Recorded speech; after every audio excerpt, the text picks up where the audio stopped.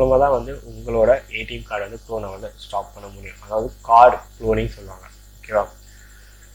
இப்போ நம்ம யூபிஐ பார்க்கலாம். நீங்கள் வந்து இப்போ யூபிஐ பேமெண்ட் பண்ணிங்கன்னா எப்போவுமே வந்து கியூஆரில் பண்ணாதீங்க. ஓகே, கியூஆர் யூஸ் பண்ணாதீங்க. நான் அகைன் சொல்கிறேன், கியூஆர் யூஸ் பண்ணாதீங்க. பர்சனோட ஃபோன் நம்பர் யாருக்கு நீங்கள் ட்ரான்ஸ்ஃபர் பண்ணுமோ அவங்க ஃபோன் நம்பர் யூஸ் பண்ணிக்கோங்க. இல்லைனா யூபிஐ ஐடி யூஸ் பண்ணுங்கள். மேக்ஸிமம் யூபிஐ ஐடி யூஸ் பண்ணுறது ரொம்ப ரொம்ப நல்லது. ஏன்னா உங்களோட ரெக்கார்ட்ஸ் எல்லாம் ரொம்ப பக்காவாக சேவ் ஆகும். யூபிஐ ஐடி தான் வந்து கியூஆர் கோட்லேயும் இருக்குது. பட் அது கியூஆர் ஸ்கேன் பண்ணாமல் நீங்கள் இப்படி பண்ணுங்கன்ற. ஏன்னா இப்போ நிறைய பேர் என்ன பண்ணாங்க பார்த்தீங்கன்னா, ஒரு க்ரௌடடான ஷாப், இப்போ ஒரு நிறைய க்ரௌட் வர இடத்துல வந்து நிறைய ஷாப் இருக்கிறப்போ அந்த ஷாப்பில் யாராவது ஒருத்தவங்க வரவங்க ஜஸ்ட் அந்த கியூஆர் மேலே இவங்களோட கியூஆரை ஒட்டிட்டு போயிடுறாங்க.